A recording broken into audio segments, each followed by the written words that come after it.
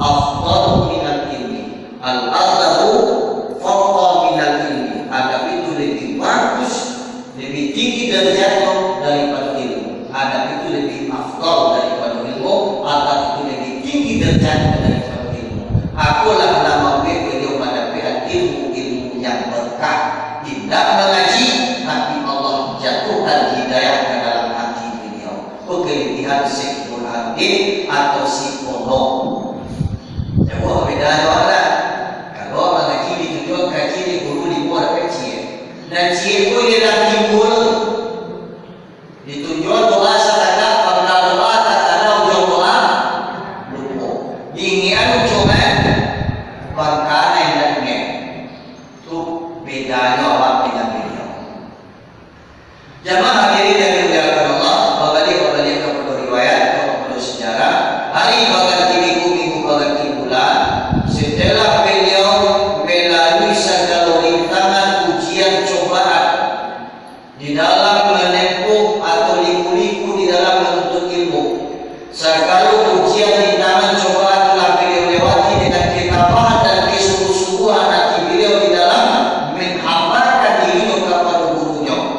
Makanya di sekolah berakhir pengabdian beliau di tanah Aceh setelah beliau menempuh khalawat selama hampir 2 hari. Sekembali dari khalawat tadi, jamaah kami utamakan di situ beliau dan mengaji jumhur mana. Ono lah selesai tugas engkau, lah selesai khalawat engkau, kini berbalik engkau ucapkan segala kita mau mengaji di situ. Jamaah diri yang muliakan Allah, di sekolah beliau nan membuka kitab. Ya, segala kitab dibuka, tapi uniknya kok nan diambil hanya pangkanya. Sebelum kitab dibuka, kata si Abdul Rauf kepada si ono juga cari kata Bismillah, cari ke bawah, dicari kata tampak nyatu yang paras, dicari ke bawah nyatu tampak musehu. Dia buka hijab, jamaah terlepas di kamar kita di pangkal dia pangkal kaji awal kita, tapi nan paham beliau sampai tamat. Aku kelebihan Syekh Burhanuddin jamaah kemudian berubah. Setelah itu disitulah saya baru sampaikan, wahai kono, ujian rintangan cobaan telah engkau lewati dengan kesungguhan dan ketabahan hati engkau di dalam mengabdi dan menuntut ilmu denganku. Setelah ujian rintangan engkau lewati, maka pada saat ini berakhirlah pengabdian engkau dan sempurnalah amanah yang aku terima dari guru. Wahai kono, ikut juga, ikut kitab, ikut peci, ijazah untuk engkau. Pada saat ini engkau aku beri dan engkau aku angkat sebagai khalifah dan engkau aku beri gelar Syekh Burhanuddin. Jadi jamaah hadirin yang dimuliakan Allah, kemudian Syekh Abdul Rauf pun mengulang kecil, wahai kono, wahai Burhanuddin, kembangkanlah ilmu dan pengajian yang engkau tuntut selama belajar denganku, dan ingatlah selalu akan kaji dan ilmu yang telah aku berikan. Apakah engkau masih ingat wahai kono? Kata Syekh Abdul Rauf As-Sikil. Jawaban beliau dengan tawaduk dan tetap tawaduk di hadapan guru. Insya Allah Syekh, aku akan selalu ingat dan aku akan pegang erat dan pacit tarik dan dagang. Kemudian yang kami berapa? Oh yo, ada jielu, ilmunya. Disitulah beliau sampaikan, man arafa nafsahu faqad arafa rabbah, man arafa rabbah faqad fasadat jasad. Disitulah Abdul Rauf berkata, wahai Burhanuddin, nanti di bumi minang kapal, namamu akan harum, tanganmu akan dicium oleh para pembantu-pembantu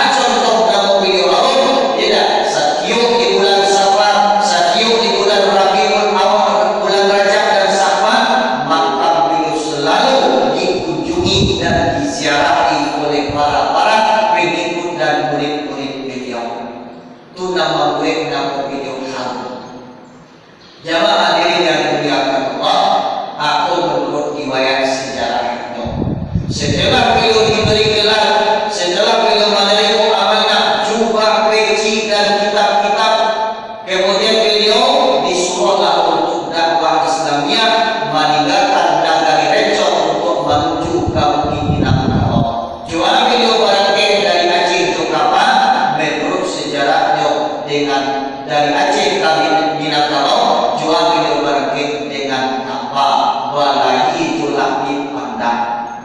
Aku kasih itu, nyoba berangkat ke kapal dulu kain kusuli dia nyala lapit daripada itu nanti layar kapal untuk dorongan angin mudah-mudahan beliau di dalam perjalanan menuju Aceh ke Bumi Minangkabau.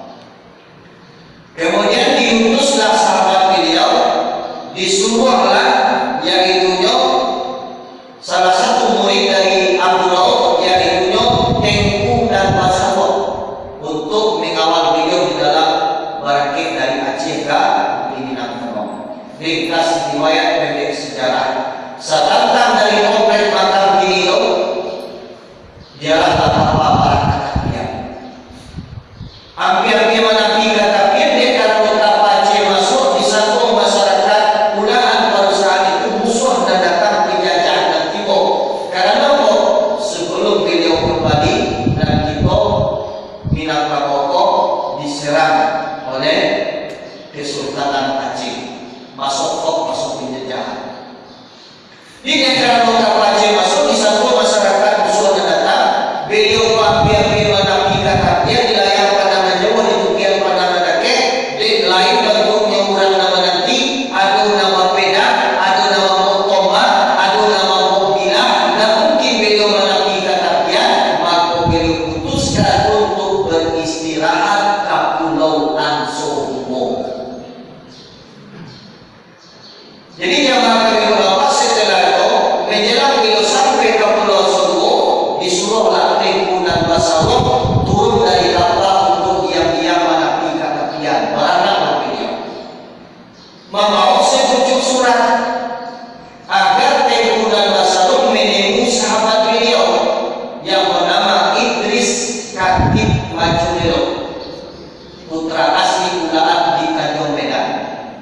Jadi jamaah ulama isi surat sedang melakukan si pondok kawan bersama Bapak Kabau dan barangkali Aceh kapal dan ini tapi laut itu bukan musuh tapi kurang kampung balik ke kampung.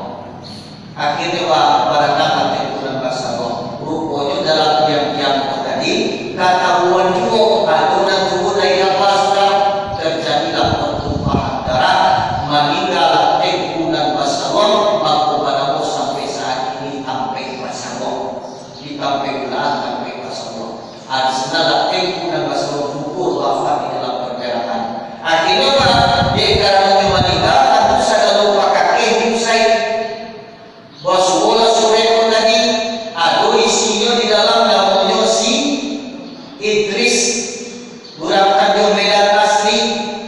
Jamaah ulama maka disitulah disampaikan surat kepada Idris, dibaca surat akhirnya adalah pengenalan Idris untuk menyambut beliau atau menyusul beliau ke Pulau Ansobo. Sebelum beliau menemui seorang tim ke Pulau Ansobo, beliau temui dahulu seorang raja di Ulaan Panjangko. Beliau bernama yaitu Manunjun dan Amai Said. Manunjun Sabatang Panjang dan Amai Said. Atas izin mereka itu baru beliau berangkat ke Pulau Ansobo. Kemudian diutuslah oleh Manunjun dan Amai Said orang-orang yang mendampingi Idris. Sakusia suku dan bayi suku pun menanti. Di nama nanti dia kalau mendampingi kurang uji, dinantilah dia kurang pasuku uji. Suku anak bayi segala suku bayi mendampingi beliau ketua suku atau pengutu suku. Jadi jamaah yang dimuliakan Allah dalam dengan sejarah beliau. Akhirnya tamu beliau dibawa ke beliau. Sebelum beliau berangkat dari Pulau Ansobo,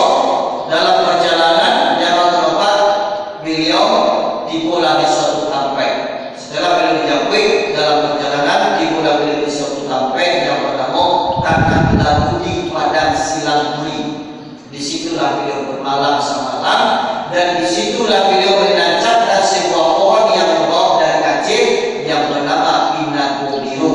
Idris kok nyampang dan si ngobrol lah beliau meninggalkan amanah. Idris kok nyampang mau meninggalkan di dalam dakwah kok, di dalam mensiarkan Islam kok, kuburan aku di situ. Itu makanya terjadi kuburan si bohong dan aku di Tanjung Medan. Bisa jadi amanah itu lupa di Idris. Ketika dia meninggal di Tanjung Medan, digali kuburan, tidak. Ketika mayat di kuburan, jasad tidak ada, dan tinggal kain kafan. Kemudian orang merah-merah, tidak. Dalam merah-merah ada yang bersolawat, menjauhi solawat di udara. Akhirnya solawat itu mengarah ke makam. Ditulislah di orang banyak. Tiba di makam ini kita pengguna itu salawat kami dan usaro langsung ada.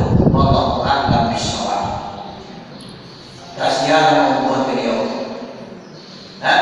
Jadi jamaah hadirin yang dimuliakan Allah, setelah beliau bermalam di tanah Laduni, besok paginya dibawa beliau oleh Idris untuk menemui Amai Said dan Manjun. Aku orang dan aku Jakwi. Diterima oleh kehadiran beliau. Kemudian tahu beliau berjalan tiba di Siko. Dan tiba beliau di Siko, bertamulah beliau dengan seorang perempuan. Pada saat itu beliau perempuan sedang banyak ulama. Dalam Idris lewat baru ditanya, dari mana Idris? Kau banyak kawan. Dua makam, aku orang Sinto. Di mana kau nak kamu di Sinto? Suku mana? Suku aku Uci, dan aku suku Uci pulau. Kalau anak suku Uci, dan aku punya orang di Sinto. Tidak. Kemudian di mana dia? Dari aku di Pariaman, balas saudara. Anak bola dalam pokok badare tidak bagakan di situ badare kara Pariaman. Siapa ini anak di situ? Di samping minyak beliau dan minyak kami di sini adalah Putih Akalundang. Putih Akalundang anak Bobanaroma, cucu Bobanaroma, anak Bobanaroma. Ada sekolah menurut riwayat sejarah yang oh itu mah yo kayak Bobanaroma. Tinggallah segala kakek anak Bobau dari Aceh ke Bali. Aku mau tinggal pakai di situ. Baru beliau melalui berjalan di bawah oleh Idris ke Tanjung Medan. Disitulah beliau diberikan sebuah surau sampai saat ini dikenal dengan Surau Gadang Tanjung Medan. Disitulah kampung beliau mengajar. Itu panjang sejarahnya itu. Setelah dia kembali bukan langsung mengadakan surau dah. Dulu masuk yang kampung baru membuat surau. Wallahu a'lam bishawab. Mungkin Pak jamaah hadirin yang dimuliakan Allah, itu sekedar riwayat sejarah ringkas. Di kesimpulannya pakaian yang kita siarahi pada hari ini menurut riwayat sejarahnya itu adalah ijazah dari guru. Kalau ijazah itu siapa punya? Milik pribadi Burhanuddin. Kalau milik pribadi Ramadhan pasti bawa jalan kodak ke rumah kakak, kodak ke rumah anak ini. Menurut riwayat sejarahnya Burhanuddin dan kodak nikah, tidak ada bini, tidak ada keturunan, tidak ada anak secara biologis. Jamaah tempat mampu tinggal peninggalan beliau di rumah Ranggae. Ranggae apa? Ranggae secara matrilineal dan materi suku.